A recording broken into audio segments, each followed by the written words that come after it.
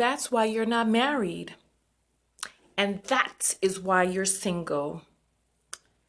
I bet you ain't married. Where's your husband at? I bet you ain't got no husband. That's why you don't have no husband. That's why you can't keep no man. All right. So, you know what? Let's talk about it. Let's talk about it. I'm Tonya TKO. I'm a self love specialist and relationship expert from TonyaTKO.com. And I see these sorts of insults, quote unquote insults, floating around on the internet and in real life almost daily now. It seems like it's reaching a fever pitch. And I wanted to just start the dialogue. I don't expect that this video will be all encompassing, but I just wanted to kind of just put it out there and get your take on it. Because I know that I'm not the only one who's receiving these quote unquote insults. And there's a part of me that feels sad every time I hear this quote unquote insult. And I don't feel sad for myself. I feel sad for the person saying it because it makes me wonder, what is it that this person thinks about their own self when they were single? What is it that this person, this misconception, this magic carpet or magic blanket that they think is going to be created by marriage? Or the fact that they feel like marriage is some sort of goal instead of a milestone. It really breaks my heart for them because I know that that's a projection that comes off of them after many, many years of programming. Let me just start out by saying this, right? What exactly do you think people mean by this sentence? It's like they act like marriage is some sort of prize or some sort of goal where you have to wrangle and trap some man into being with you, and that if you are single, it's because you couldn't wrangle and trap a man into wanting to spend his life with you. And I think it's embarrassing that we're still pushing and promoting these ideas about a woman's worth. And remember when I said in that video, we worship men and we wonder why we're subjugated? Men's words hold more weight than ours do. We listen to men more. We don't question men as much. There are men out there who are speaking on all sorts of relationship issues, who aren't met with the onslaught of, where is your wife? You know what I mean? It's like, if all of this stuff that you're saying is working, where is your happy wife? And let's talk about happiness, because the people who make these statements, they're like, are you married? They don't even give a damn whether or not the marriage is happy or not. Listen, and I'm going to tell you from being a life coach and coaching people daily that there's a lot of things that people do, put up with, and go through in order to stay married to a particular person. So it breaks my heart when quote unquote marriage is the only criteria that we're looking for in terms of whether or not we hold a person in a certain value. I remember I read years ago that even Oprah wasn't as successful as people make her out to be because she can't keep a man and she didn't have children. Not knowing what it is that Oprah desired. It's like, we don't really think of women as full and complete autonomous human beings, that we're like, if you have not coupled yourself to a human male, then you have less worth. And it's really sad because I'm going to say this, and this may ruffle a few feathers, and this is my opinion. Tell me what you think about it. The average vibration The vibration of the average male just reverberates just really low.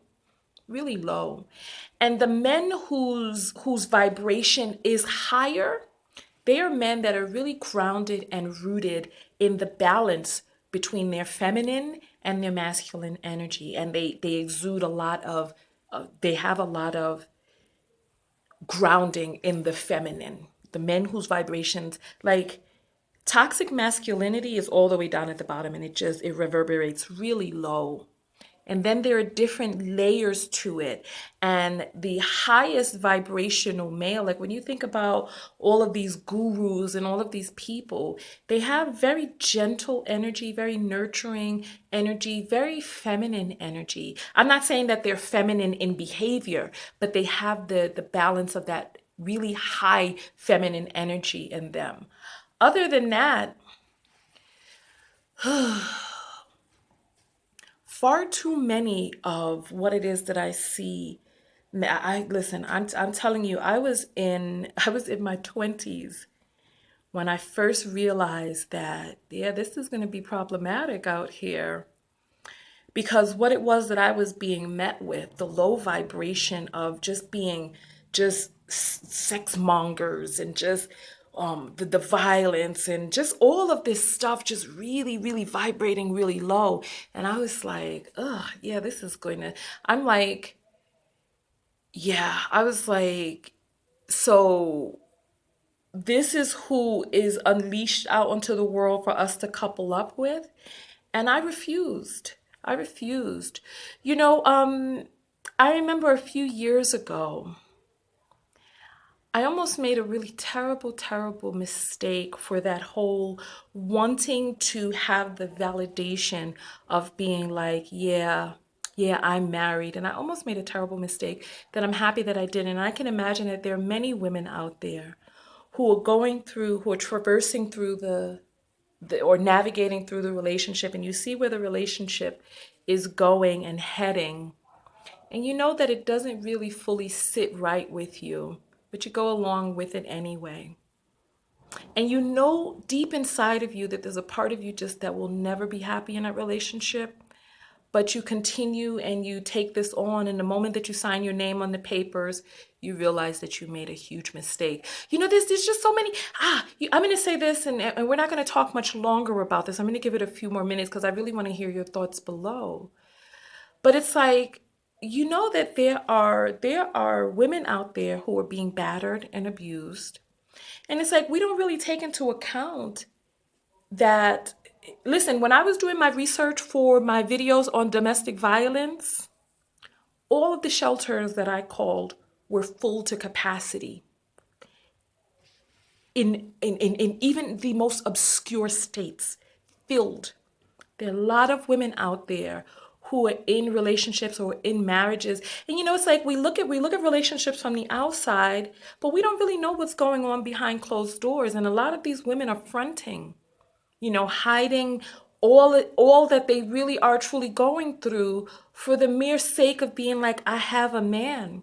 And then when we start talking about the Black community, things become even more problematic because we have in the Black American community, because I've been to Black communities in other parts of the world, and it's very different. So when a person throws at a Black American woman, that's why you ain't married, that's why you ain't got no husband. What they're really saying is an affront to the real situation that's on the ground out here. We talked about this in the last video. 75% of those enrolled in HBCUs were female, 25% male. And then when we start talking about all of these, when we start talking about the problematicness that exists in the Black community and how you want to talk about how girls are reared to this whole, you got to have a family, you got to get married, you put your dreams aside, you got to be someone's cover, you got to be someone's healing place, you got to give birth, you got a rehabilitation center, all of these things. If you want to talk about how girls are socialized, we are socializing girls to run out there and try to get married as soon as they can.